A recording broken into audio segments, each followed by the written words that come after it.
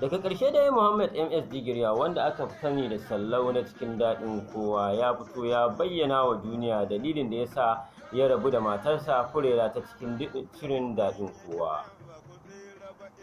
Bayan sato kasa katsi da aka yi ana ta maganganu cece-kuce game da maganar mutuwar auren nasu.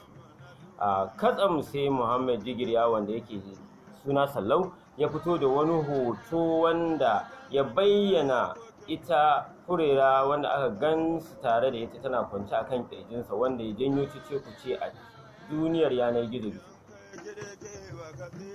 wacce har ta kai ta kawo ana ta maganganu na rashin jin daɗi, wacce har wata ita halika 'yar garin Maiduguri ta rubuto wa shi Sallau ɗin tana gaya masa baƙaƙen maganu, wanda har sai da ya kasa haƙuri ya ba ta amsa kamar haka: ai dama Furera ba ajinka ba ce,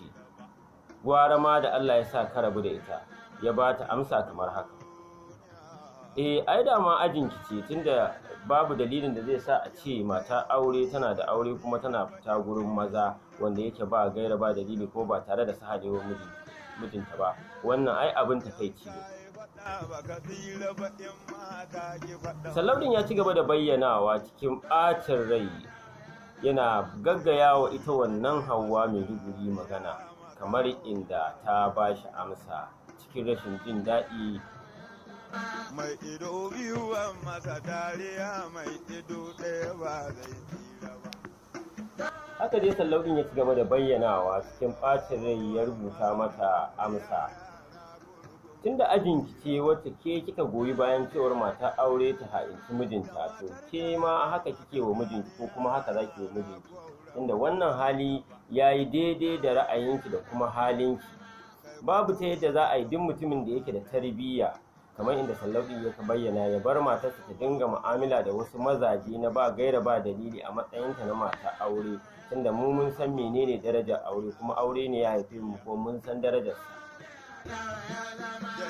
Cikin ɓacin rai dai Sallau ya ci gaba da bayyanawa maganganu marasa daɗi, yana ba wa ita wannan Hauwa 'yan Maiduguri ansa, kuma yana bayyana wasu kalamai na rashin amincewa, wanda duk wani namijin kirki ba zai amince da wannan gangancin da katobara da ita Furera ta yi game da shi ba.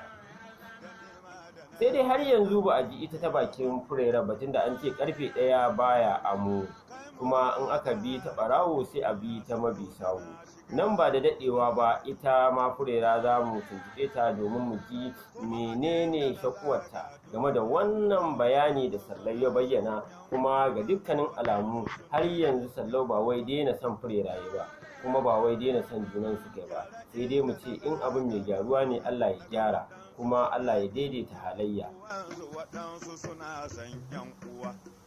Amin summa amin.